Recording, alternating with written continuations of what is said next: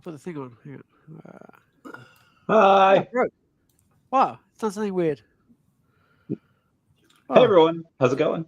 It's either real Randy Chavez. Yo, I was gonna put. Hey, I think we're live. We're live. I broke it. Here we go. Here we go.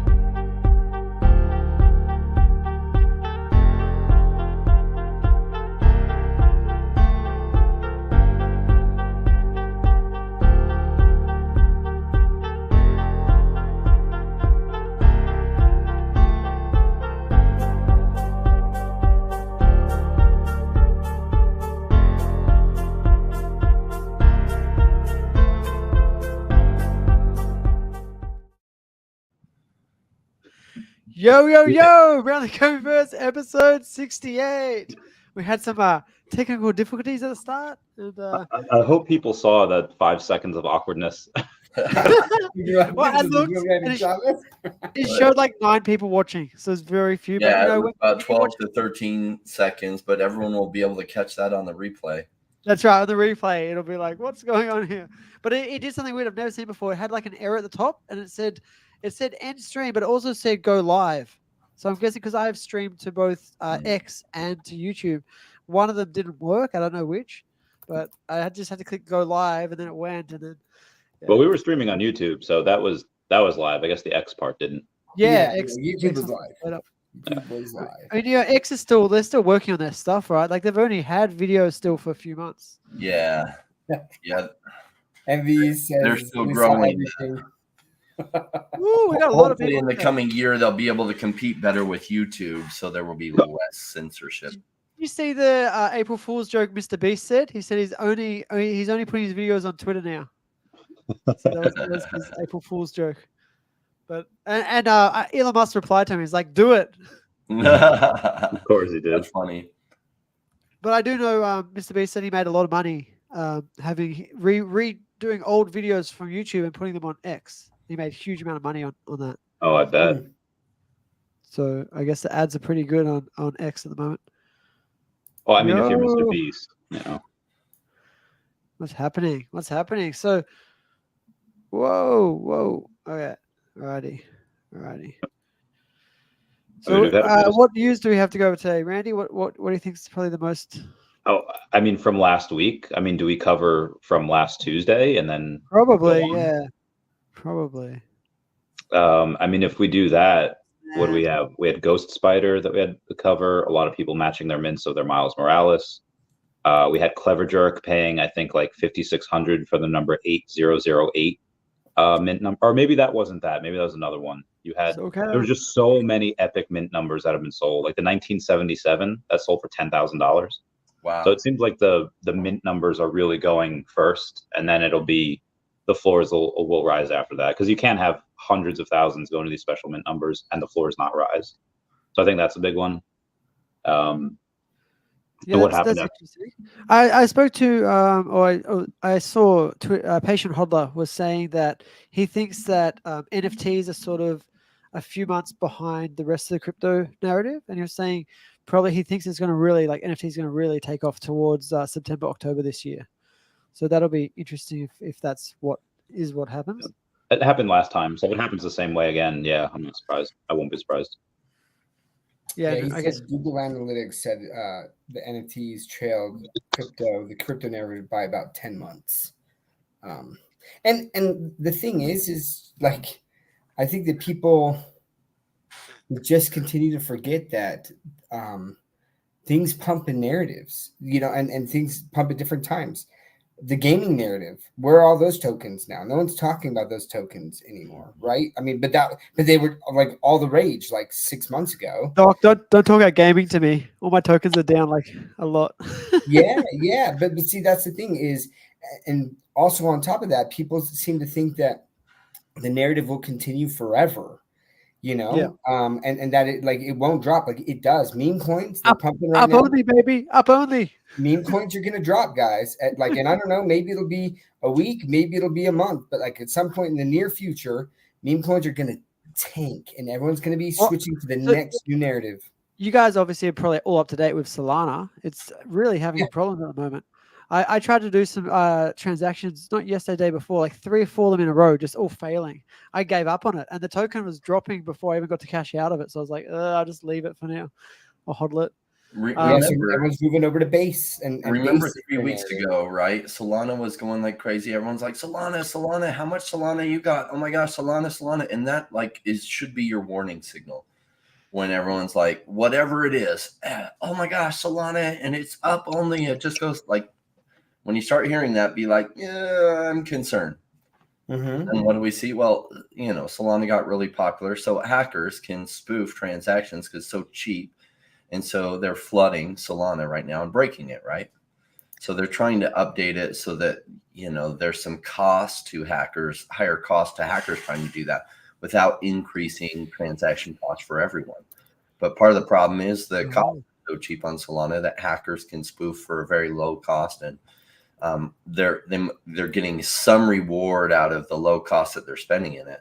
Whereas ETH, nobody's spoofing ETH transactions, right? Yeah, it's way too expensive. $100 a pop. Yeah. So do you think it's possible, like Coinbase or Ethereum or Cardano, someone is paying these hackers to just destroy Solana's network? They don't need to. It wouldn't be Cardano doing it. Yeah, like who knows? Who knows who's behind it? Unfortunately, I don't have a lot of ins into those circles. I really don't follow the ins that I do have that would lead to those circles because I just don't like manipulative conversations. So yeah. So you guys both have the gold Veve logo hats. Is that right? Mm-hmm. What's your numbers on them, Doc and Randy? Other way, Doc. You got to look the other way to get. Wait for it. There we go. 219. Reversed? 219, baby. It was 219. Mine's 468. Obviously, I have the number 41, but that is currently with Veve Magic. She's holding it hostage until San Diego Comic-Con. I've had friends go and text me pictures of themselves with my hat. Be like, how'd you get that? I was like, oh, I'm over at Veve Magic. Like, oh, okay. Right. Awesome. It's being passed around like a hockey puck. Yeah, and I think, Doc, you mentioned before, Base is really hot now. And so because people can't use Solana, they're just going over to Base instead, which is, from Coinbase. I don't know if you guys know there's a new feature coming out on Base soon. They're making a smart contract wallet for Coinbase. I don't know exactly how it works, but it'll make it really, really. I think it's almost making like Base its own like decentralized exchange. So that's going to make it really easy to buy tokens on Base through the Coinbase wallet. So that's going to be really, really interesting. I mean, people got a big people got into it once Coinbase won part of their lawsuit, and then once they did that against the plaintiffs, I feel like Base got a little bit of a pump. Ooh, OMI to NFT. I can't wait for OMI to NFT. Any speculation? Anyone Randy? Any speculation? Q2. I don't know when. I'm not expecting. That's now. I'm not expecting it in April because I mean that's this month. We're already a week into it. If we were to get it this month, we likely would have gotten an article already. We're still waiting on the article for the airdrop for the OMI staking that we all did. So I would say definitely not April. I'm just going to be a little bit conservative here and try to say June, and then. But David, you said May. So it could be May. No, it didn't. A long time ago.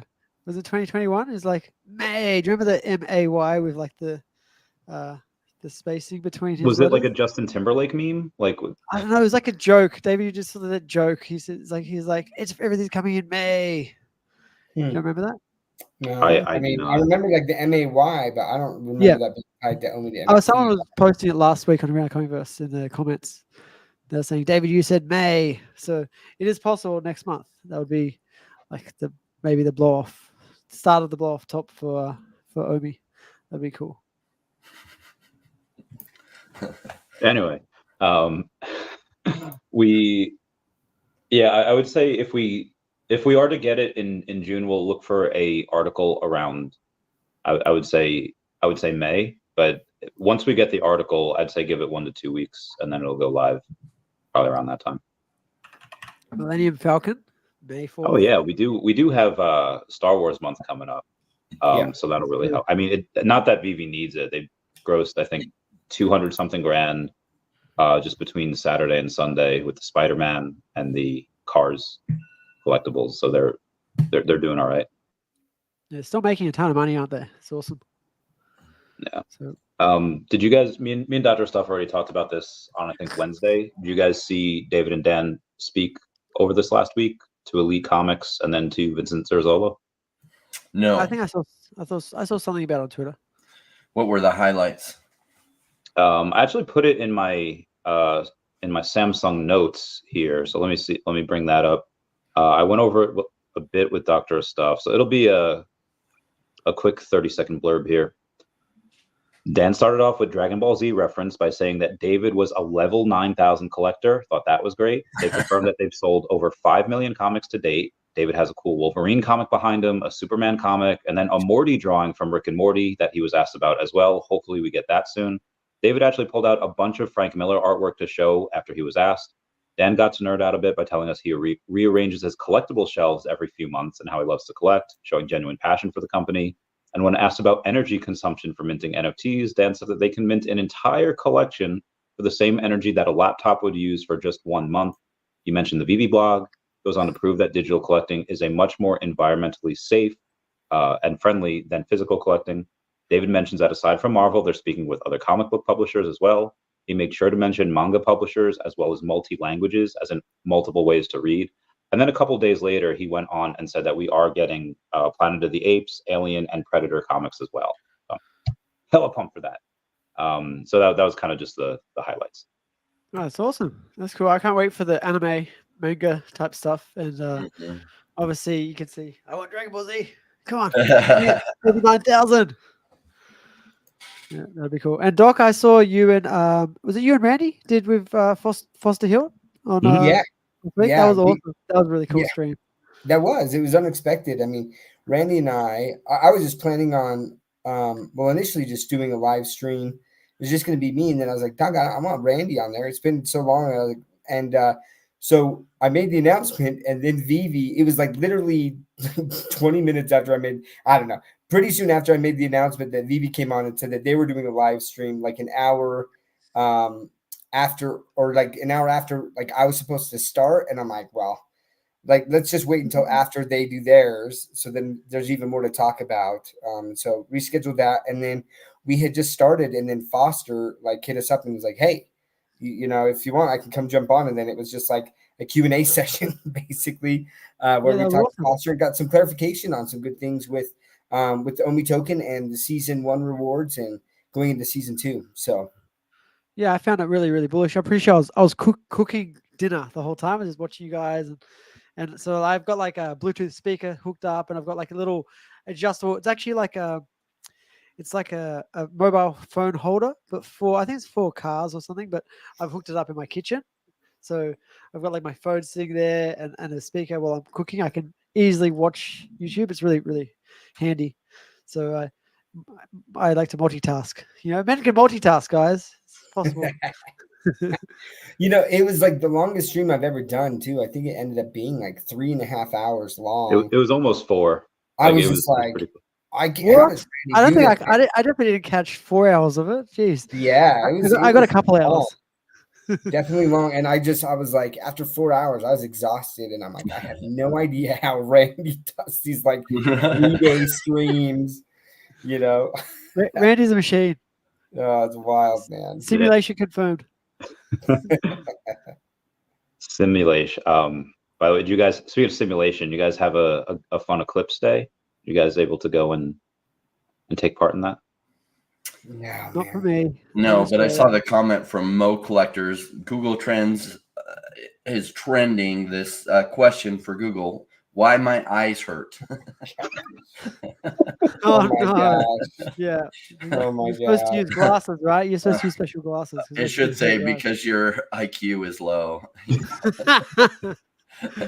Yeah, I think the glasses are needed for most of it. I know there's a couple of seconds where like most of the sun is covered and you're probably okay, but it's still recommended that you use glasses for the entire thing. Who knew that looking at the sun is bad for your eyes, even during an eclipse, right? Well, I saw this video of this guy, and like I think it was just like a trolling, where this guy was saying that like he looks at the sun and he absorbs more vitamin D that way. But like, yeah, that's true. That's true. I know, That's true. and like, and That's it got true. community noted, right? Because they're like, hey, looking at the sun can cause like permanent eye damage. But like, I'll bet you that there are people who just like believe that, right? They're just like, oh So no. what it is, Doc, though, you have to do it at certain stages, where the sun's much lower. So like sunset, sunrise, it's not too bad. It doesn't like the UV is really low, it doesn't damage your eyes. But if you do it in the middle of the day, you'll burn your eyes out. Why? But why? Like, what's the point? You know what I mean? I feel like you it does. Don't absorb more vitamin D. Like it's absorbed through your skin. Probably. Like so. Well, that works for white people because you guys are like walking solar panels. Yeah, this is thing. Yeah. So there's something that came out a few years ago. I think it was just called sunning. And so if we're talking about just energy consumption and just consuming the sun, obviously it's harder for darker people just because we're kind of protected against that. But I forget who popularized it, but there was a dude that showed himself buck ass naked, holding the tips of his feet and like spreading his anus towards the sun and trying to absorb more vitamin D through, because that absorb, like for anyone that's been to like middle school in the 2000s, how do you get super drunk? I don't know. Should I say it on here? I don't need to. Yeah, go for it, man. So one of the ways, and if anyone has kids watching right now, please, get them out of the room. One of the ways to get super drunk when you're super young is by filling any type of bottle with any type of alcohol, put a tampon in it, and put the tampon up in you because your rectum absorbs at a rate much faster than it would be your stomach. So the science on there is good. You can absorb more vitamin D through sunlight, through your anus, but it's a really weird way of doing it. I would not recommend, like 0 out of 10 would not recommend that. I have to read this comment here. Oh shit, I'm here late because I got out of the shower, threw my kids and wife out. Gotta do what you gotta do, catch my boys on YouTube. My man spoke to me. He threw out his wife and kids to watch us. So that's I guess that's good. So I've got to address what Randy said though, because I'm gonna nix it a little bit in that there's a difference, like putting that tampon in and the inside absorbing, and then the external part, that's what's exposed to the sun, and that's ability to absorb more vitamin D, man. Yeah. Regardless, like I just like, your surface area is way too small for it to be. Yeah, and they take these things, right, that actually are real, and then extrapolate that, and then try to prove that something else is real because of that. And it's like, no, like correlation does not like mean causation. I don't know. 3 days from now, we're going to have somebody talking about how they got arrested because they tried doing this tomorrow, and the neighbors called the police on them. Oh my gosh. How does this always happen with Randy and George? Normally, Raymond and I are the ones who keep the conversation on track, but we split. All right, so let's get this on track a little bit. We're having a bit of fun. Just the first crypto. Have you guys heard of the Scorpion Casino online? The Scorpion online crypto casino? No. There's quite a few crypto casinos that have been launching lately, but Scorpion, no, I have not heard that specifically. So I don't have anything in it. A buddy of mine texted me saying like, hey, listen, I have a little bit in here, and he sent me a link saying, Scorpion, they raised over 10 million in ongoing pre-sale. Here's up for April 15th launch. Licensed regulated on casino. They raised over 10 million in more than 21,000 participants. Doc, when you said that you've seen a couple of these things, are you able to differentiate what makes a good casino company versus a lax casino company and how you would invest, or is it just potluck, you think?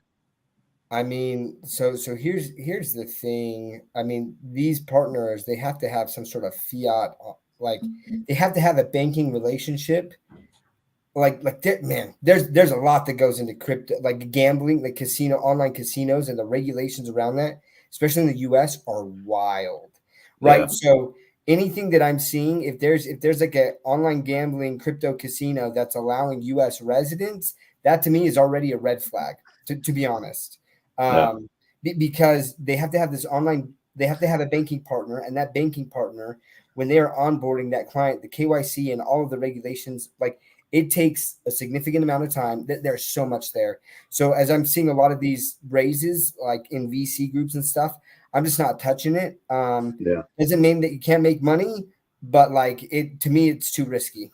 I've seen about 120 different crypto gambling projects launch. So you saw one of them make money before it didn't, right? I had the opportunity because having a YouTube channel, I had some people reach out to me and like, oh, you can get in. And it was one that launched on Cardano, and the Cardano ecosystem is a little bit special. And that projects sometimes will do better than they should do because the Cardano people invest in it. And it eventually did terrible because why do you need crypto or blockchain for gambling? Number two, gamblers already have their sites that they use. Why are they going to switch to a crypto or blockchain one? Now, down the road, that doesn't mean that some big player that's centralized won't move over to the blockchain. But really, what are the benefits to it being on the blockchain? Other than you could have some kind of traceability that their numbers are what they say they are. Oh, we pay out, 48%. In other words, they over time they win 52% of the time and lose 48% of the time. So they make money. And there'd be some way to verify that. But it's just not going to happen for a while. Like Dr. Stuff was talking about, the regulations to actually be compliant are huge there. Why does crypto or blockchain why does gambling need blockchain? How does it help it? It really doesn't. So almost everything I've seen going the gambling route, almost everything is a scam. And the few that aren't, they just fail anyway. So that doesn't mean one won't succeed at some point. I'm just never taking those odds. I didn't even take the odds on the one launching on Cardano, even though I thought the chances were much better than normal for it to survive. And it did. It went about 30x before it then crashed.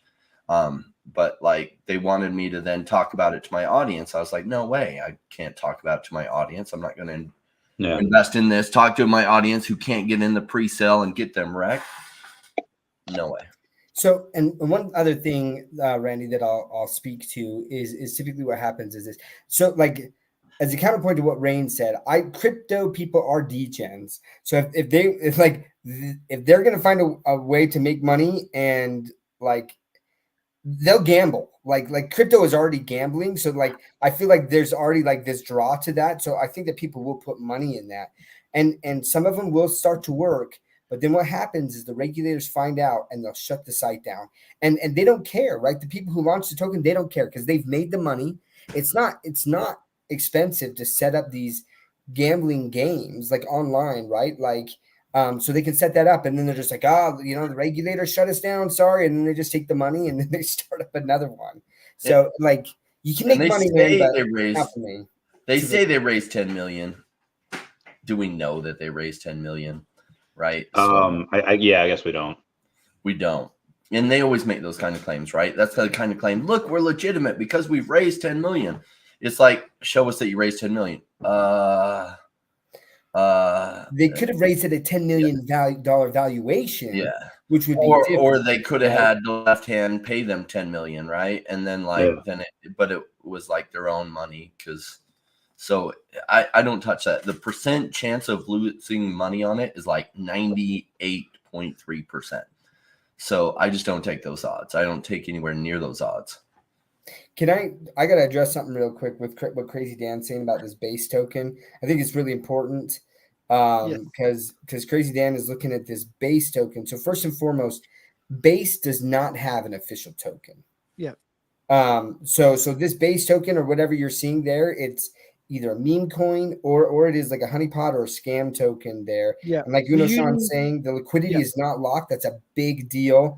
And the contract isn't renounced. So they can there's a lot that they can just do it sounds like the rug, FYI. They can just set the sales tax to 100%.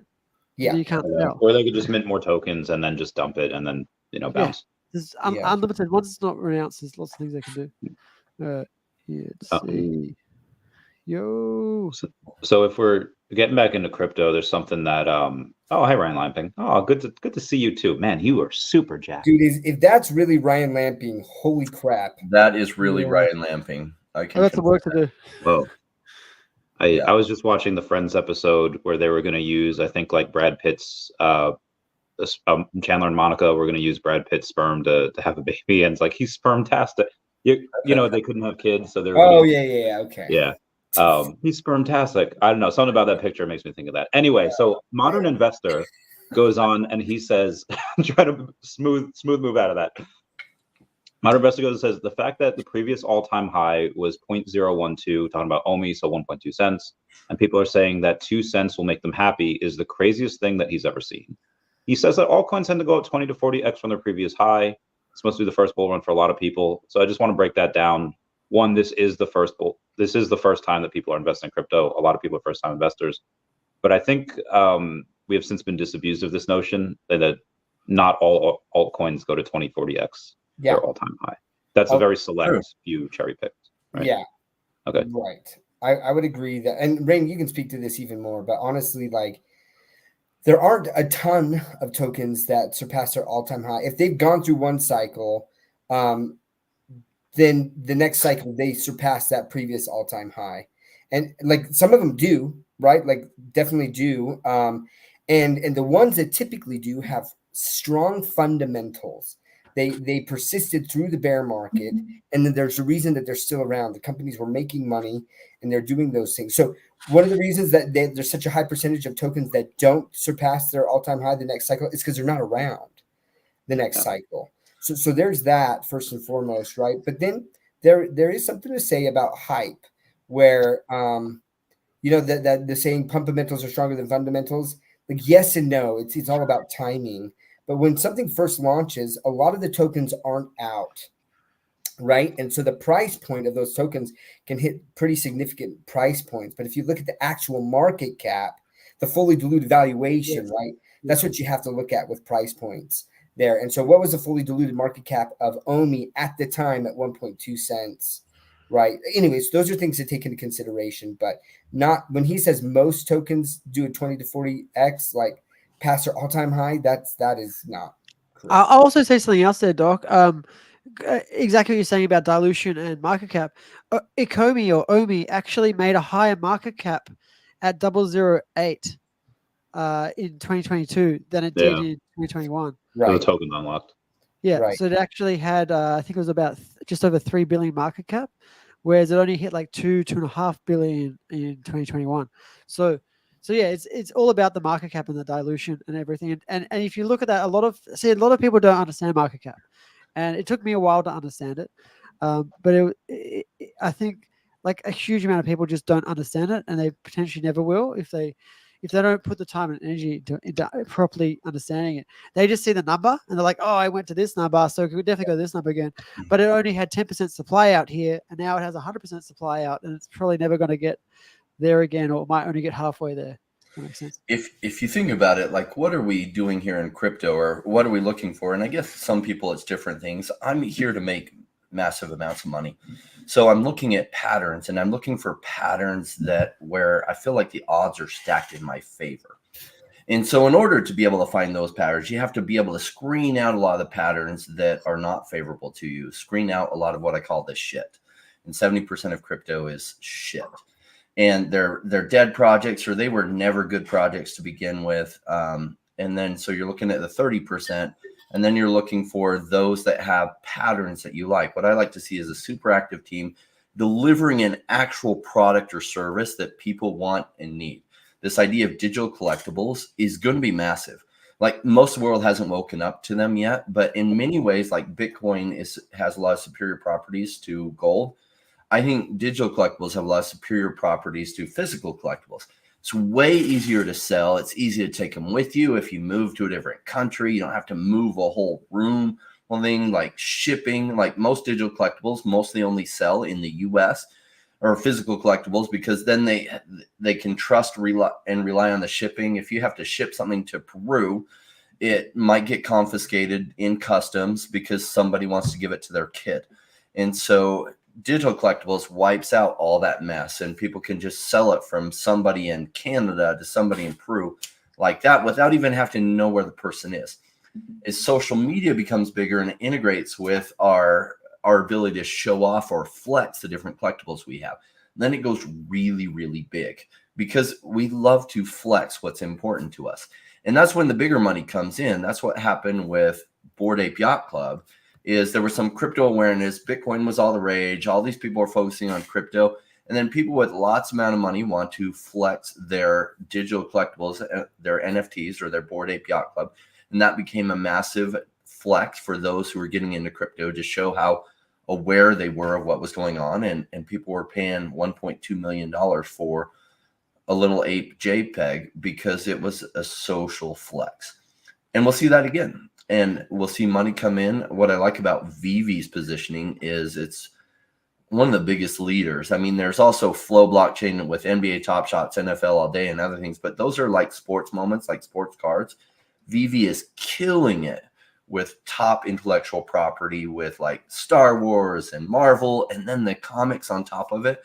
They really have such a strong, dominant market position that I'm looking at the token and people say, oh, sometimes it doesn't go up to its previous all-time high. Yep, that's true. But you're seeing this company that is light years ahead of where it was back in 2021. I think when digital collectibles becomes the narrative, and it will at some point, then OMI goes crazy and certain Veve collectibles go absolutely crazy. So there's just to follow up, to piggyback on that and to ask you a follow-up. There's a couple of people that and I don't know if they're fudders. I don't know if this is just a legit concern for them, even though obviously all know my bags are like 95% in OMI. There are some people that say that the NFT narrative is done and that it won't come back again. What do you say to those people that are convinced that there is no narrative coming for Veve? Some people say the Earth is flat too. So.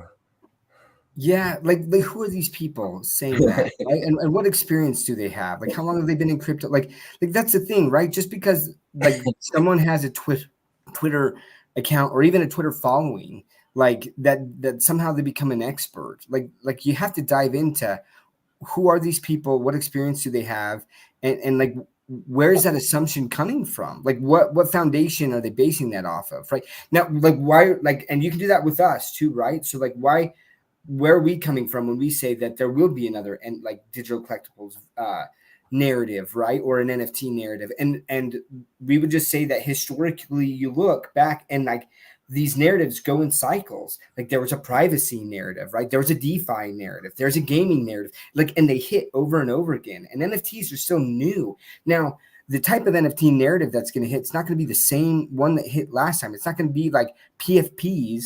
There's not going to be another Bored Ape Yacht Club that launches the next like NFT narrative. Like it could be gaming NFT narrative, right? So gaming NFTs start, and then people are like NFTs, and they start looking into NFTs again, right? But yeah, then on top of that, the digital collectibles themselves, and we're starting to see just slower but sure adoption of the digital collecting, right? As like each month and each year, as these younger generations are entering the workforce and they're starting to get money, they're so much more accustomed to digital interactions, and they don't own homes. They don't have space to store their collectibles, right? So like it just comes so naturally. Like it's such a perfect fit as to where it's going. And it's funny because you see people talking about, oh, you know, everyone claiming that the Apple Vision Pro was going to pump the bags and look like OMI's down and Veve's down and ha ha ha ha. And it's like it just came out. Like anyone who thought that immediately after the Apple Vision Pro came out that it was going to pump Veve, like that's a poor assumption.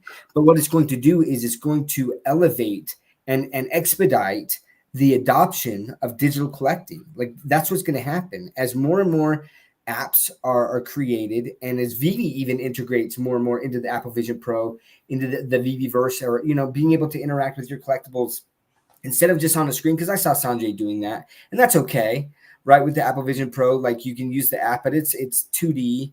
But like once Veve integrates that to where like I can really experience and walk around my collectibles and see that with the Apple Vision Pro with the detail that you'll be able to see with that, that's a whole nother level, but it's going to take some time. And you can record that and then share it to your Instagram. Then it goes big, right? When people can socially flex their collectibles on their social media and digital collectibles then hit hard, it'll go crazy. So a lot of people are just new to crypto, and that's cool. They have all kinds of opinions. We all have opinions. We come into stuff and we have like a year experience and we think we know something. Why? Because we're human beings. And it's like the 18-year-olds who graduate from high school and they think they know everything. They know everything up to the level that they're at, but they don't understand grown-up dynamics yet. So people that are new to crypto, they've seen a few patterns and like, oh, I get it now. It's like this. And they just don't understand the bigger picture of the 4-year cycle, how it plays out. Like I look for efficiency in my life. I like to do things the efficient way. Like, what is the way I can make the most amount of money with the littlest amount of effort possible? And in crypto, how can I maximize returns, or what kind of things what kind of patterns show up? And I found trying to chase the exact timing on things is very, very difficult. Most people are not successful at it. Even if you get really, really good at TA, I don't know anybody seriously rich from TA in crypto. I know one person like Paul who comes on my channel every Wednesday that is seriously good at TA over a 30-year period. But I know people who make way more money than him over the long term doing something very different, which is they buy crypto when it's generally low and they research the crap out of things to figure out what are the best bets. And then they just wait till that narrative hits. Now, sometimes the narrative hits a little bit early, like blockchain gaming ran last October. Why? Because Alex Becker started covering it. Then a bunch of other people started covering it and it just pumped it up, even though it shouldn't have pumped yet. But it's since come down some. Good. I wish it was cheaper. It's not. It's getting cheap enough to buy, but I'm like, dang it, because I like to continue to accumulate cheap and then wait for the narrative to hit. And then when everyone's saying it'll never stop going up, that's when I sell. And so digital collectibles aren't there yet. OMI is not there yet, but a lot of people are saying because it's not there yet and it's been so long, it'll never happen. And they just don't know what they're talking about. And they have an opinion because everyone has an a-hole and everyone also has opinions too about everything. Cool. Who are you listening to? Like, one of the biggest problems we have in our life is everyone has an opinion, and it's discerning like whose opinion might have some value to it. The problem with Twitter is you don't know hardly anything about them other than their subscriber count, but you don't know about their background and other things. So like, who are you listening to? I'd prefer long form content like YouTube because you get a feel for the arguments the person makes. That gives me a feel for their intelligence level. And usually they'll talk about what their experience and other things are. So then I can wait and see how credible are their opinions on things. How intelligent are they? How likely is their opinion to have some merit to it? And that's another reason why I like YouTube, because you can have interviews with the projects, like, you know, Doctor of Stuff and Randy had Foster Hilt on. Lots of interviews with David, and you have a good idea of who is the team behind this, what's going on with this project, how legitimate are they? Well, Disney seems to think they're legitimate. You know, a few other major brands seem to think they're legitimate. This is the kind of bet that I look for. Preach. Hey, go ahead, Randy. And then I just want to make sure that we address Vladimir's concerns there. But like, we can go for whatever you're going to say if it's on. Yeah, this kind of has something to do with it. So, I mean, certain collectibles get locked up. You had Kelly, the VV Fox, go and say that she took a look at all of like the 12, 13 million collectibles that we have. And there's 2.5 million of our collectibles that are in accounts that have not been active since January 1st of 2023. So you do have a lot of these things that are locked up. I don't know if he's talking about specifically OMI or if he's talking about collectibles at large, but you have that in both. I mean, like, part of the reason that I haven't been home in like a month is because I'm helping to go buy crypto in a way that doesn't pump the price, because you that's how you lose money. If you go and put in, 800,000 at once, you have to put in a little bit when the liquidity is low, and they're not going to sell for a little while. Like, you have people that will buy a collectible at 1,000 and then sell it 1,500 or 2,000. I've seen that happen with Riso. I've seen that happen with Todd. I've seen that happen with everything. And then you have people that don't need to sell at that price, and they could hodl it forever. And as more money comes in, like, I feel like you get people that that saying, if you average your top 5 friends' incomes together, their average income is likely your income. And when you have people in these fish bowls that they're all making 40, 60,000 a year, they kind of don't believe that other people can make 40, 60,000 per month. And then, when they have that and their expenses are low, let's say they have 10,000 in living expenses, which I know sounds like a lot, and it is, but people have crazy expenses. they'll go and spend, 25K at one pop. Like they'll go and spend 50K on one thing, and I feel like these people don't understand that other people can do that, especially when that Rocky song, Two Worlds Collide. When two worlds collide and you have the people that are in the same arena, people that making 40, 50 a year, and then people making 40, 50 per month, and suddenly they're technically competing for the same thing. A lot of people call it manipulation, and sometimes it is, but I feel like a lot of it is just people just buying what they like and hodling because they don't need to sell. So the other thing, though, I think, because I'd seen some comments that he was worried about, like he's talking about price manipulation for OMI specifically, and how OMI's been going down, right? And he mentioned like John's Cryptotherapy had been doing this TA on OMI, and that had been going down, and then said it would probably go down even more, and then it did, and he was wondering if that was, some sort of well manipulation. I don't know John's Cryptotherapy very well, but like I don't think that, like I think that he's just analyzing like what the chart and saying that. But let me point out one of the significant impacts, like the Bit4X closure or whatever that is, was a massive hit to OMI, and the reason is because a lot of people who have Veve have OMI, right? And so if you extrapolate the amount of percentage of users of Veve in America is about 50% of all of Veve's users are in North America. So if you extrapolate that then to OMI, well, now 50% of the people who typically buy OMI and use Bit4X now can't buy it, and they don't know how to buy it on Uniswap. And so there's a lot less volume right now because of that. And that has caused the price to go down because a lot of the US people don't know how to buy it on Uniswap and don't have access to Bit4X or another exchange where they can purchase the token. And so the volume has dropped. That's my assessment on it. Vladimir, like as one of the reasons that is, like, and again, people will sit there and point out and they're like, oh, like OMI's just dying. And it's like, you have to take all of the information and put it together to create your story. If you just look at numbers going down and you don't know why, right? Like, then you see, people could sit there and say, oh yeah, like people don't believe the token. It's like, no, 50% of the people who know the project and understand it and want the OMI now can't buy it or have a lot more difficult time buying it than they used to. Not just that, but they also, a lot of people now put off because a lot of those people are still buying more, right? And so like you said, they can't buy, or even if they were going to, some of them are really annoyed because they've lost their OMI, so they feel hurt by it, and they don't want to put more money into it as well. So it's the people can't buy it, and they don't want to buy it now because of this situation. So it's really thrown off quite a lot of people, which is really unfortunate for us. And actually, the timing of it was OMI was just coming back. I think OMI would be way higher right now if that hadn't happened. OMI just we had that big sort of Twitter X campaign where everyone was doing like the Veve digital collectibles, and then we did the OMI. OMI is your homie, I think we did, right? OMI is your homie all over X. Crazy campaign of just everyone did it, like hundreds of thousands of people did it, and we were trending on the top of Twitter for like a few weeks. And OMI went from 006 to 0012, right before that, before X crashed, and just and OMI started to go back down. But I think OMI would probably be 002 right now, or high if that hadn't happened. That's my belief.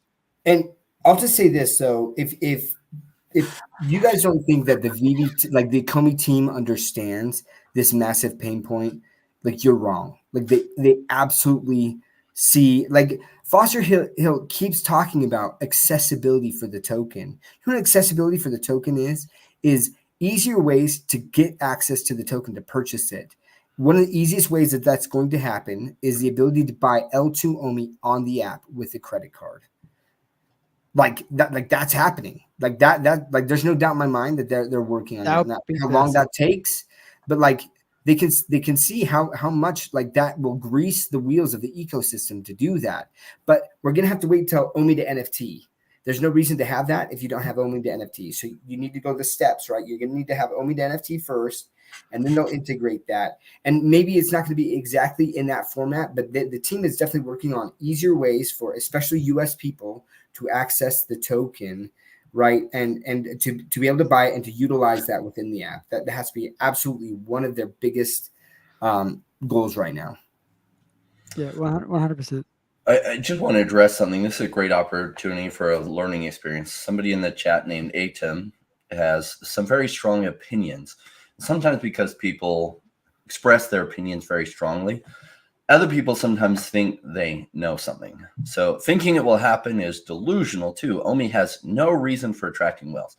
Well, Randy and I personally know whales who are massively scooping up amounts that Atim would not even understand, because Atim probably makes $12 an hour in his day job, or possibly even less.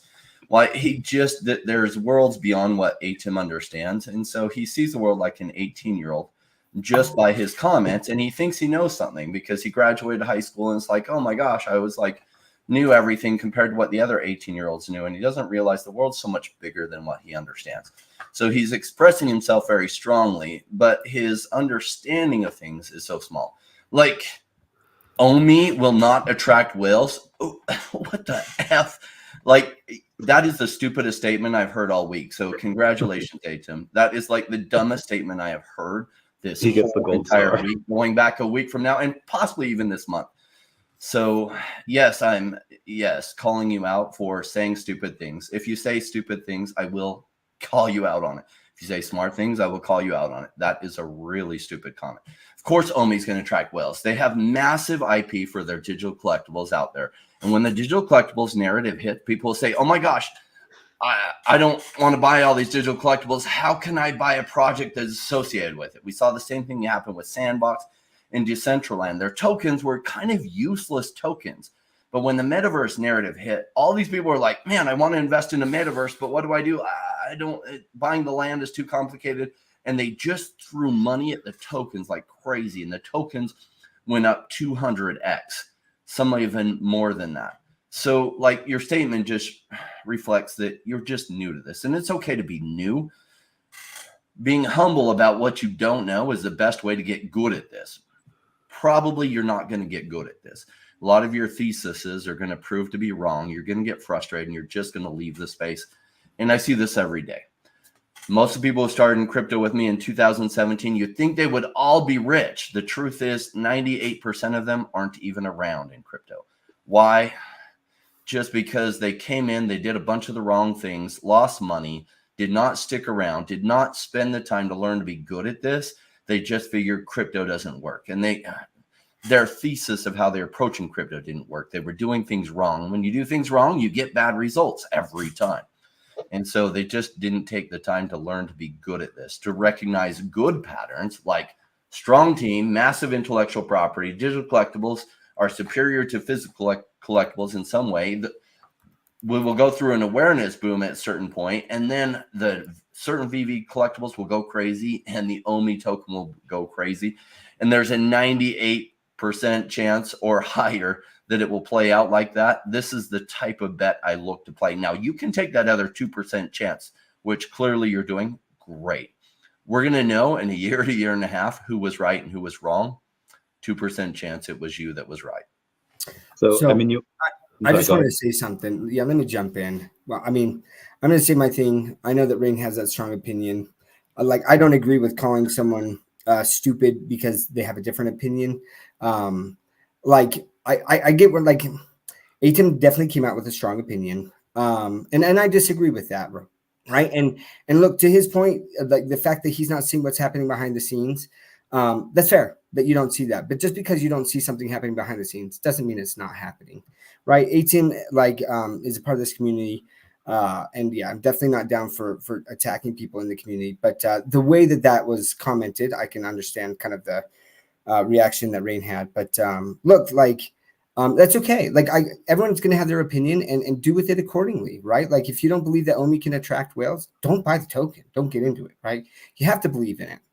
And if you don't, like, and that's this show is about, like, we do believe in the Ikomi and OMI and the VV team, and we believe that's like that it's headed in a certain direction. Like, I have personally, just for whatever, if it helps, like, I have met some of these whales too, right? Like, legitimately have met them and know they exist and know that they're talking about purchasing substantial amounts of OMI. But a lot of the times, like, it's purchased whether it's from people on the app that don't want the OMI anymore, or don't believe in it, right? Like there's ways to purchase it because again, they don't want to pump the price and hurt their own bags. Because if they're buying hundreds of thousands of dollars worth of OMI and you got like low liquidity, that's going to pump the price and they're not going to get near as much, right? So there are ways to facilitate those purchases without pumping the price there. But anyways, like, yeah, like I just like ATEM, like I definitely believe that it is attracting whales. There are people who are buying that. And one other thing, when people are talking about the meme tokens, I think that this is so important. This is so important. I see this all the time where people are like, oh, well, the meme coins, like they can get listed on Coinbase. They can get listed on all these exchanges. Like, why can't OMI get listed on that? The reason is because there is no promise. Like meme coins do not have the same, like regulations are not applied the same way to meme coins. There is no promise of any utility or any substance behind it.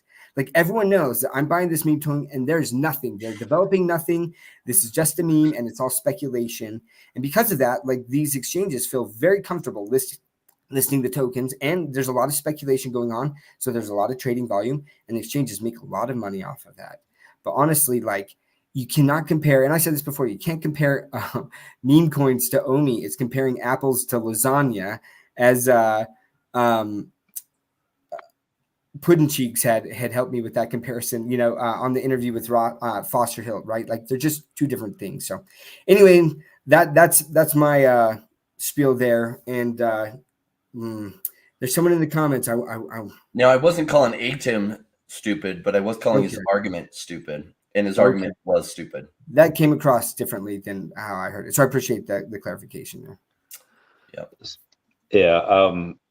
I mean, also, ATEM, you might want to delete the comment where you said whales are down 50% since Randy tweeted they were buying at 0.001. Just to do some simple, not even back of the napkin math, 50% of 0.001 is 0005. We're clearly not there. Anyway, whales are great. And, you know, we have a bunch of them and more will come.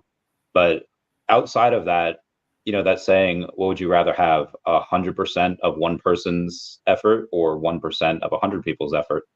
Having one whale buying $1 million is great, but I think having 10,000 people buy $100 is a little bit better. And you're going to have that when you have OMI to NFT. You're going to have people that do not have the token, and you're going to have them buy the token. They're not going to care what price it is because you're going to be able to buy it, hopefully, on the web app. If not, they'll buy it from other people that are looking to sell. You'll have those cross trades, but you're going to have that as well. And again, whales are great, but you know the masses are going to come back, and you're going to have mountains and mountains of people going and buying. And again, they won't care what the price is. They'll just care what the price of bronze tickets is, or they'll just care what the price of MCP points is, the price of accessories, and they'll go and buy that way. So the whales we know are awesome, but they're not the end all be all. I feel like the end all be all is going to be with the mass amount of people that'll come in. The smart money is buying when prices are low, right? And perhaps I was a little bit mean to ATEM. I get frustrated because people follow new people who come in that FUD this kind of stuff. And I saw people selling Cardano at 1.7 cents and Cardano at 3 cents and below. And I saw the kind of FUD come in, and it just creates panic selling at the bottom. And what's crazy about that is I saw how it played out for everyone who got FUDded out of their position at that. So when I see comments that are ill-informed, I don't like them very much because it does impact people who are new to this space, and it leads them to taking bad positions or bad odds. I mean, the odds for OMI doing well are really good. Is it any guarantee? We don't deal in a guaranteed space. We deal in probabilities. The probabilities are really good and massively in the favor of those buying a OMI now, not those selling. So when people are kind of FUDding and pushing people to take really bad odds, I don't have much patience for that. And yeah, I'm very direct about this, and I'm very opinionated. Look, I've been in this for 7 years, and prior to crypto, I was an investor for 18 years. So investing in economics is what I do and what I'm passionate about. About the sunglasses comment, obviously there's an inside joke that many of you don't get. Cool. You don't like that I wear the shades? That's cool. Do your thing. You don't ever want to watch my channel? That's cool. I don't need you. I'm here looking for people that want to be serious investors and can put up with some shenanigans like wearing shades once in a while, because an inside joke I have with I love golf. Yeah. Yeah, that's definitely like, I love that, Rain. I love that you put on those shades, right? Like, he didn't have him to start, but I love golf is always talking about that. So he does that as a joke. I mean, people who are coming on for the first time probably don't know that, but like, look, I really appreciate Rain and the knowledge that he brings to this space, right? And this is the great thing. We can have these discussions and people can have different opinions. I will say this though. I look at people that have been successful in this space and continue to be successful in this space, and the way that Rain thinks about tokens, right? The buying low and selling high, but the foundational understanding behind that, like what projects he focuses on, over time do very, very well. But it's funny because a lot of times he gets called out and they're like, oh, well, you know, you talked about this token and it's down, and like someone else talked about this other token and it's way up, so you must not know what you're talking about. But then what happens is, you know, months down the road or 6 months or a year down the road, like it can take some time, right? And then all of a sudden that token pumps and it does substantially better. Not all of them, but they do so much better in general than the other tokens that have pumped, that over time he does well, right? So it's one of the things I appreciate about Rain. And not everything is going to pan out the way that he thinks or that I think, but like, and like people have said, there's no guarantee that OMI like succeeds in the long run. It isn't, but is it a higher percentage chance? Yeah, I believe so, because the company that's tied to this token is making money, right? And they're building out this utility to it, and there will be a reason to use that token. And a lot of people can't see that, and it's very short-sighted because, again, they're comparing a lot of short-term crypto timeframes and saying, well, this hasn't happened for OMI, so it's never going to happen for OMI. And I'm willing to take that bet. And then one other thing, when people are talking about these whales being down, I don't think that a lot of the whales care, because again, they're thinking longer term, right? You think of like the Dr. Profits of the world. Do you think that he truly cares right now that his Veve collectibles are down from what he's put in? No, he continues to talk about Veve. He continues to talk about OMI because he believes in the long-term viability of it. Like, those are the whales. I'm looking at what the whales are actually doing. We have a perfect example with Dr. Profit. So for people to sit there and say that whales like aren't doing this or they're down bad, and that because of that they're not buying more, it doesn't connect with what I'm actually seeing from whales actually doing. So yeah. And I mean, for most of us, for most of the people here that are watching, that are, you know, the rule would be, hey, if I'm down more than 6 figures, you know, that's a lot and that's going to hurt. But the exceptions to those rules are whales. If they're down 6 figures, that's they don't even feel it. It's like Vegeta training at 10 times gravity. He's not going to feel that.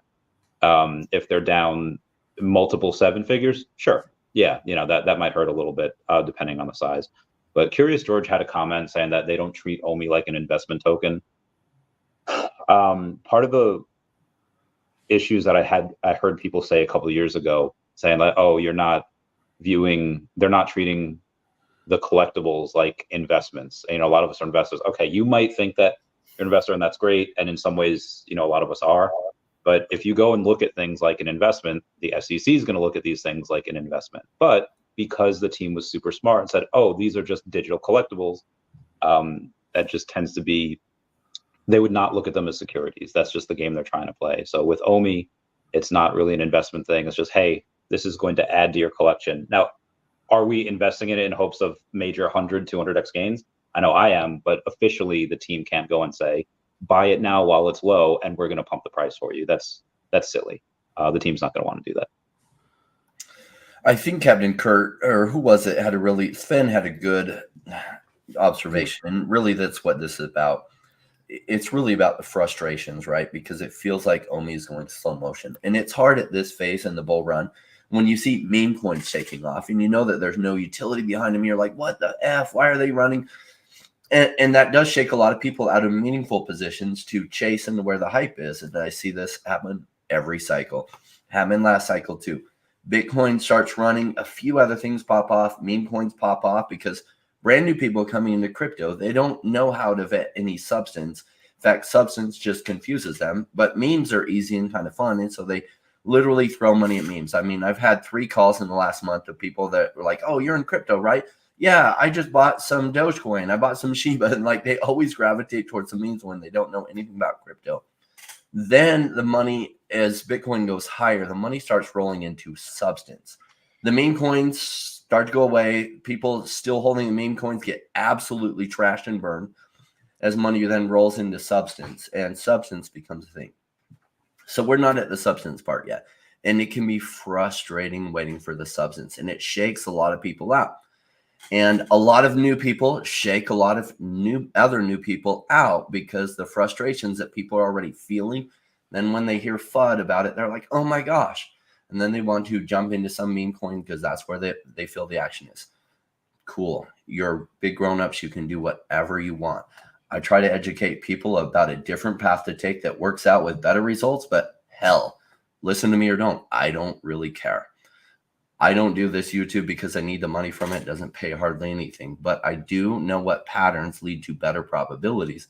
And that's what I'm sharing. For those who want to listen, great. Cool. Join the family. For those who don't, great. This is still going to happen for a number of us anyway, whether or not you join. Cool. If I'm too abrasive, that's cool too. I'm abrasive.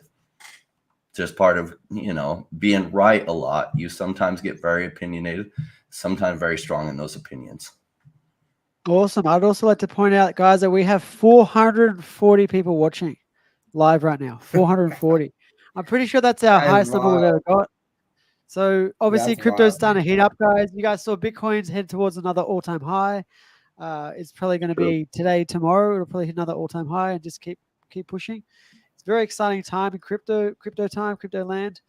So tensions are high. People are excited. People are emotional. I love it. It's good. So Jordan, and you, I feel like you've been quiet for like a half hour, so let's get your question here. And towards your part of the world, in 2 months' time, David Yu will represent New Zealand at the upcoming EY World Entrepreneur of the Year event in June of 2024 and compete with the top entrepreneurs worldwide.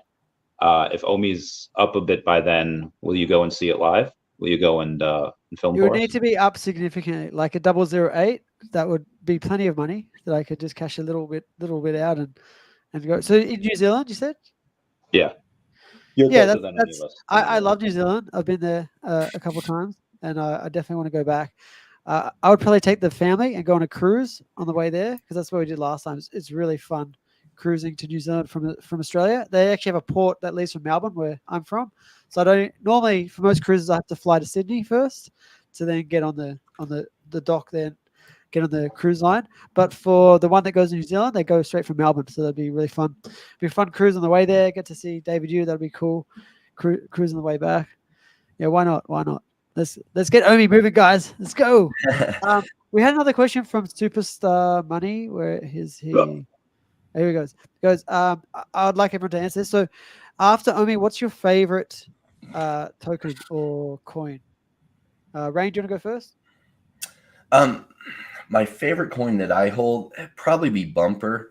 It's in a riskier position than OMI. They're earlier on their trajectory of like they started up about 3.5 years ago. OMI's got about 5.5 years under their belt. So they haven't been through a bull run yet. And so what they're doing could absolutely change the way people hedge their downside protection. What they're doing is working pretty well. It's just new, hasn't caught a lot of traction because DeFi really hasn't been in the narrative.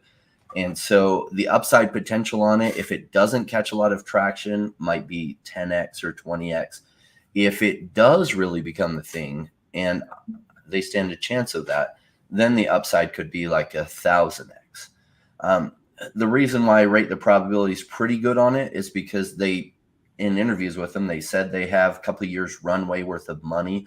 So if they do and can survive into the coming bull run, then on the low side, I don't see why they don't do 10 or 20x. On the high side, 1,000x, which it's rare to come across a project that really does have 1,000x potential.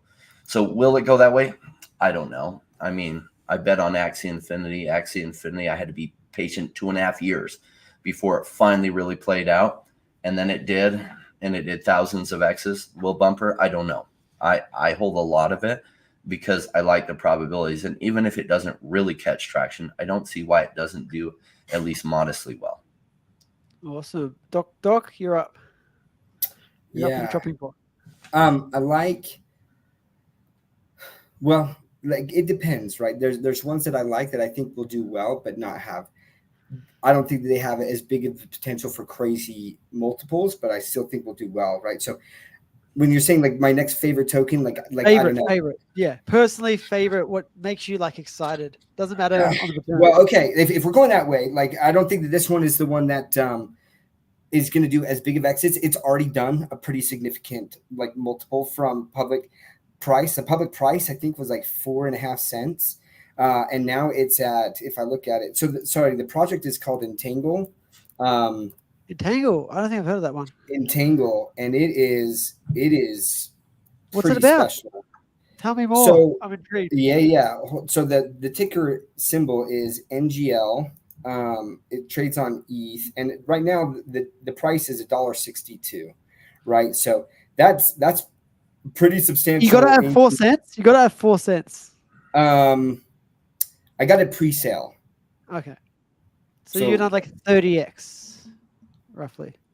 Yeah, like pre-sale is cheaper than public. I'll just put it that way. Right. Okay, so you've done like 100x. Yeah, like it's done very well, but honestly, like when you talk about fundamentals are greater than fundamentals, like not in this case. Like Entangle, the fundamentals there are pretty fantastic. If you go to their Twitter profile, so sorry, let me back up a little bit. What they are allowing is like omni-chain decentralized finance or DeFi, right? And they are allowing for the ability for you to stake your tokens on one chain, but then have this token that is accessible and can be used as collateral on different chains. That's one of the protocols, and it will completely change like the way that DeFi works. So when the DeFi narrative hits, and that's the crazy thing, is this token has gone up and DeFi hasn't even hit. The DeFi narrative hasn't even hit. I don't want to cut you off, Doc, but this is for you. Oh snap! Oh snap! Wait, so click on the thing. Hold on. Yeah. Oh man. Does this work? What does this do? Yeah. That should work without being logged in. Oh my gosh! Yeah. Well, it should just take you to the Can you guys see that? I'll go over the numbers. I have it here. Okay, is that okay, better? you got it. Yeah, I had to change animated. Let's see. It looks good. Okay, so I've been Wolverine for forever. There's just animated one of them. Blue and yellow. Are you satisfied with that, Doc? Is that what you wanted? That sort of Wolverine? Yeah, that's the 90s. Yes, this is the 90s. Well, he doesn't have his mask. Of him. How many? There's 3,000 editions. 3,200 basically. 3,091. How many they're keeping? So they're keeping 90. 40. They're keeping 90. So okay, 3091. He looks pretty aggressive with this, doesn't he? It's 41. He looks very aggressive.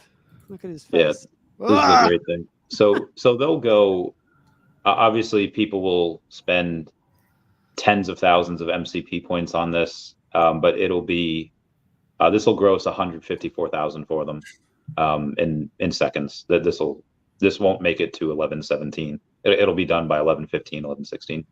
Sorry, Doc, I didn't want to cut you off there, but I know you're really into Wolverine, and I am. I'm trying to process like part of me kind of wishes it was more like the Miles, right? Like that there was a few different variations, and that there was a secret rare version of it with like a super low count of 200, kind of like Miles. Did you guys see I'm that? still processing. I'm excited for it. But I was minimum MCP points is 10,000. That's different, right? It's only 5,000. Yeah, it's only 5. Yeah. I mean, look. I mean, people are going to be bidding more than that. I'm going to be bidding more than that. That's minimum's not going to matter. Yeah. Yeah, I'm processing that. I like it. I like it. I'll have to see the animation too. Like what I really hope for is that like the blades come out and it makes that like script, like that sound. Yep. That sound. That would be really important for me. I would love that. And then the people getting in. You got the competitors here. And if you could say Bub. Edition and rare. I like the 1 editions, but yeah, I think they could have a little bit less supply. But it'll sell out instantly, right? So maybe they got the right number. and look, so here's unfortunately the thing, right? Is like they look at like what money they can make too, And I would have loved to see them run scenarios of a lower edition size and then that secret rare, because if they're getting like that secret rare is going to flip quite a bit to that price, and they'll make some decent money off that. I don't know, and maybe they run it, and this is the best price point for them. I'm excited. I'm super excited. I'm definitely going for the drop. And depending on where these land price wise, I will probably hold multiple. Randy's Wolverine. So awesome. So could you just quickly jump back to what you were talking about before? It was a D pin. Is that right? Yeah. Well, that's the thing is like this can help almost every single type of protocol that they have. Like it can help decentralized physical infrastructure, like because they also have this proton or they call it the photon layer, or maybe I'm missing that up, proton layer messaging, and basically allows for this communication between blockchains, and it's the fastest communication that they have.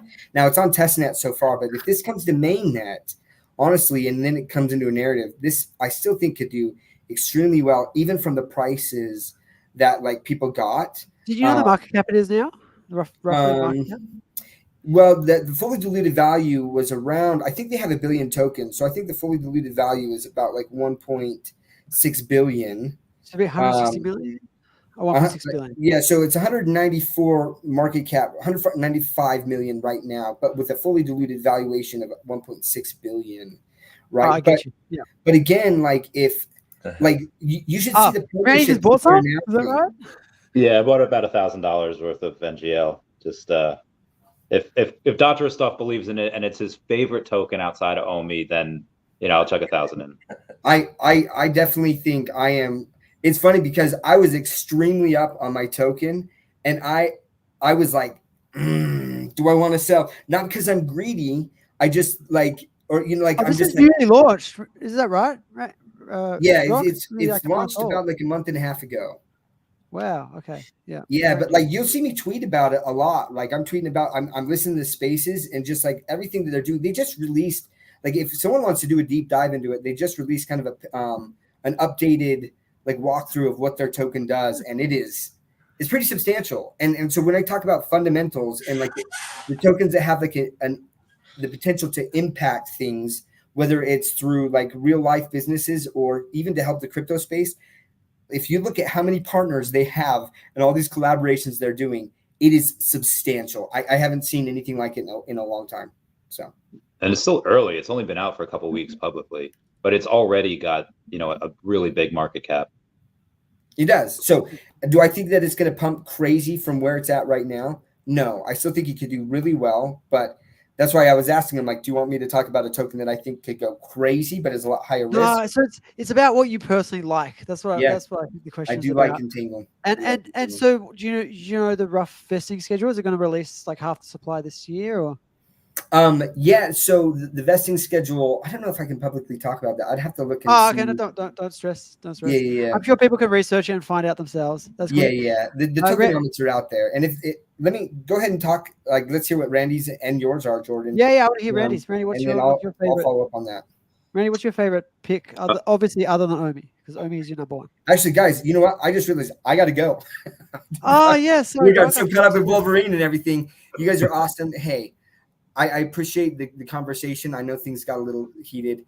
I love the fact that we can talk about things and we all have our opinions. And at the end of the day, all we are talking heads giving our thoughts and our opinions and our experience, right? But you guys got to do what's best for you. And if you don't agree with it, right, there's something way better than OMI. And I do think that there are tokens that will pump sooner than OMI. Like it is what it is, right? But do I think that OMI will do well long term? Yeah. Yes. Anyways, appreciate you guys. And yeah, I didn't realize what time it is. I got to go. Peace out. Thanks, love you, Doc. Bye. Right, we'll see you, Doc.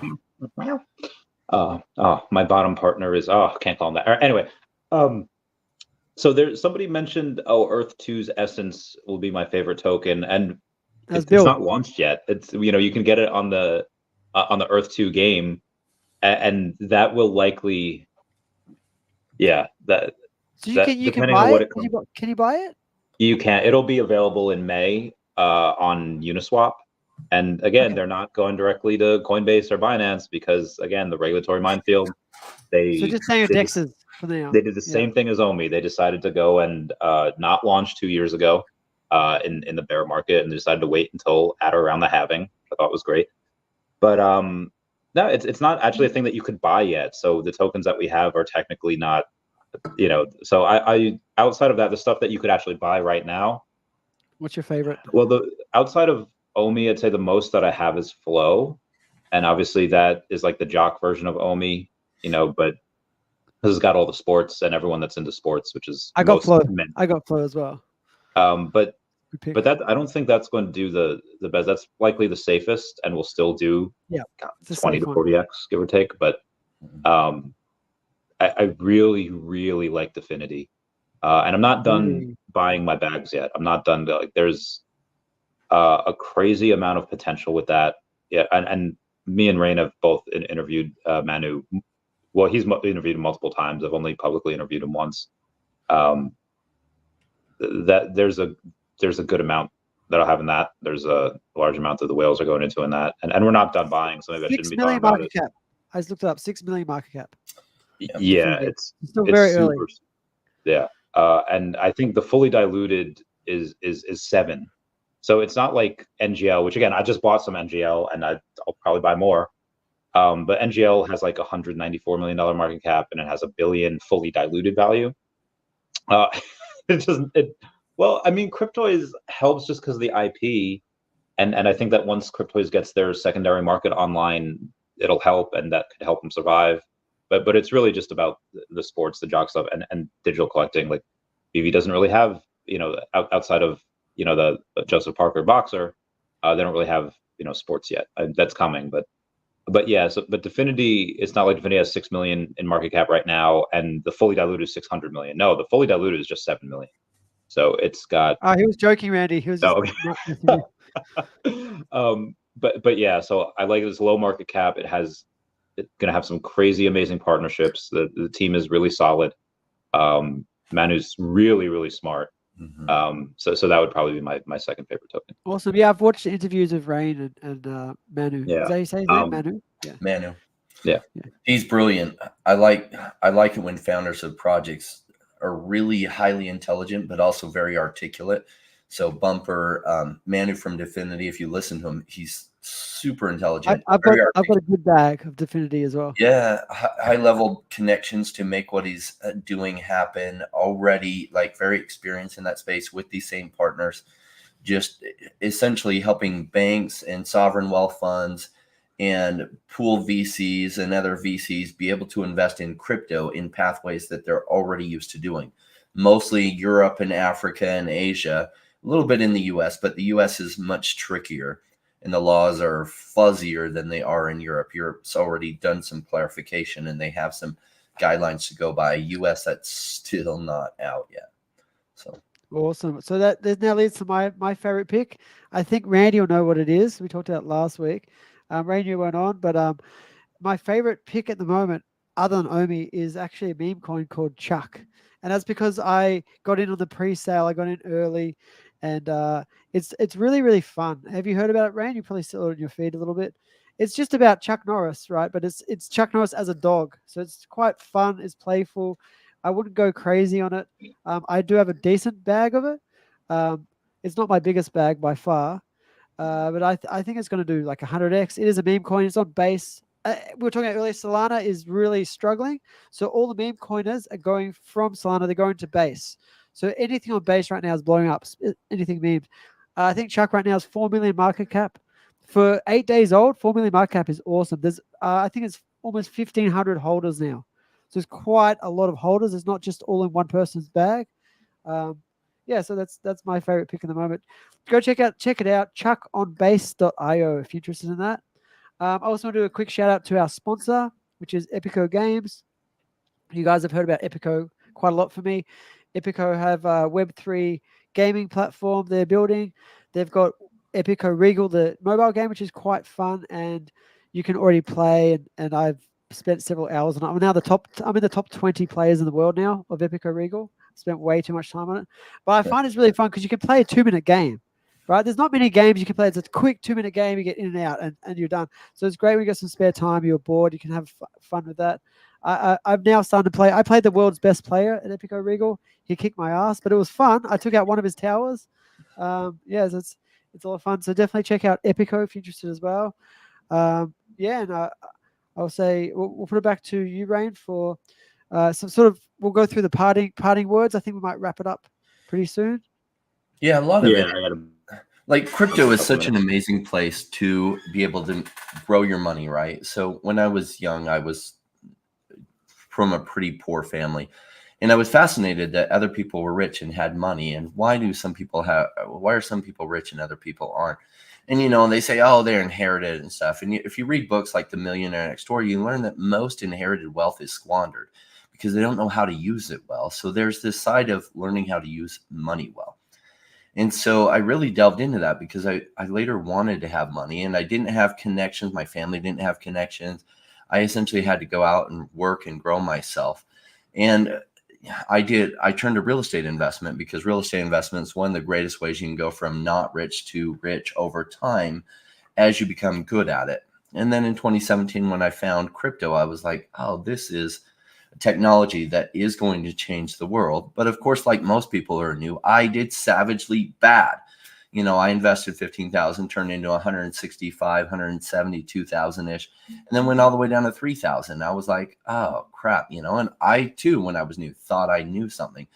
And I thank goodness I stuck around to learn and spend the time to learn the patterns. And a lot of the patterns is just probabilities. Like there are no guarantees, but over time I learned to take better probability bets. So one of the reasons like I'm so high on OMI is because I feel like the probabilities are massively in our favor versus against it.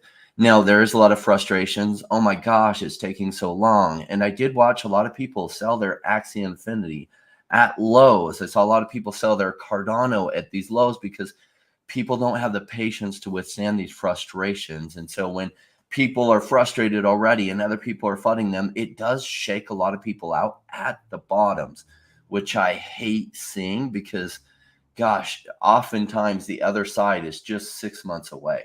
And I watch Axie Infinity. I watched it go down for 2 years before it really started going up. And that sucked because my wife would tease me. She'd be like, oh, how's your land thing going? Because I invested in their land in January 2019. Well, it didn't really do well until March of 2021. And then it did really, really well in October of 2021. And so, it hurt every time she'd be like, how's your land thing doing? Oh, how's that video game land? And, it didn't shake me out because I was just too damn stubborn.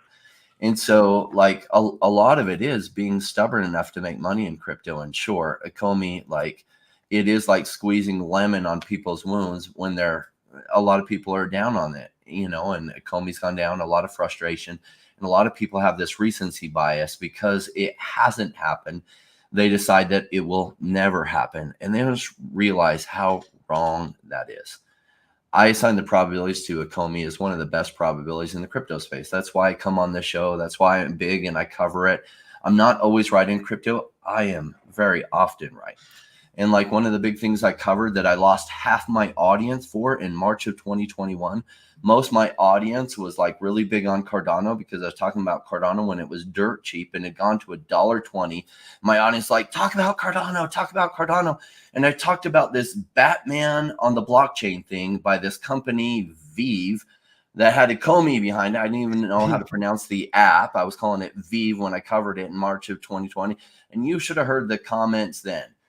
Stop covering stupid things like Batman and get back to the real crypto stuff. Oh my gosh, Batman, how stupid is that? 80 gems or $80 for it's never going to do well. And I took a lot of heat, and guess what? Well, it went to $16,000 just like 8 months later. So, okay. Yeah. Do people argue with me a lot? Yeah. And every once in a while, they're even right. But I'm just playing probabilities. I felt like the probabilities on first Batman on the blockchain were really, really good. And that this VV app was something that was substantive, that it was doing the right things, and they were probably going to be around for a while. I had invested in the OMI pre-sale. I remember liking the direction they were going way back in 2018 when they were talking about what they wanted to do with OMI. And so, yeah, I felt like the probabilities were good. I feel like with where OMI is now, the probabilities on OMI doing really well is very, very good. The probabilities on certain collectibles within the VV app, I would say, are really, really good. And it's just being patient to let it play out and see if that's right or not. So I guess for closing remarks, obviously I'm mostly all in on the OMI token, but every now and then, every quarter, every couple of months, I'll likely, surprise a couple people with whether it's the matching Luke Skywalkers, the number 41 logos, or the having the number 2 wallet for all of sub 100 marbles. But recently I've had a little bit, I wouldn't say an epiphany, just a couple of opportunities that I had that may or may not work out. I like Tokidoki. Part of the reason I like it because the little things are cute. And also part of the reason is because outside of the Veve and Marvel booth at every Comic-Con or the Veve booth at DesignerCon, the one that is the most active is the Tokidoki booth. They always have the line wrapped around the booth. It continues back to the wall. And there are not really many things that Tokidoki has that's super scarce. One of the things that it had recently was the Lucky Rosso Gold for the Year of the Dragon. So people that like Tokidoki will get it if they can afford it, because there's only 80 of them and they're several $100s. People that are, again, this is people that are from Asia. They like gold, they like dragons, and people that were born in the Year of the Dragon. And we do have that Alibaba official announcement that'll come out later this year. They are going to try to onboard a lot of people from the East. And when I had gone on and taken a look at it, I had the opportunity to get a couple, and now I have 2. And I probably shouldn't be talking about it because there is one that's available for $5.59, and I kind of want that as well. So if somebody buys my ultra rare Luke Skywalker, I would like to get that as well, because the next one up from that is 888. So I'm just kind of keeping things honest here, letting y'all know what I'm doing. I have 184. I bought a little OMI yesterday. I have 184.5 million. Goal is 200 million. You're grinding. You go to 200, right? 200 mil. That is the goal. I should likely hit that, or hopefully hit that by the end of the month, depending on how things go. And then again, a bunch of whales will be buying as well. So that's it for me. Awesome. Thanks, Randy. Yeah, it's really interesting that you like Tokidoki that much. I really remember the season 1s, but like that's like all we had, and it was just going crazy. And remember, corners were like super expensive, and it was just such a funny time. Yeah, good times. But I do have to bounce now too. No, I can say that 2 minutes. We're just wrapping it up. We'll say goodbye everyone then. Okay, thanks guys for watching, and come back next week. Yeah, thanks everyone. Bye. See you guys. Please.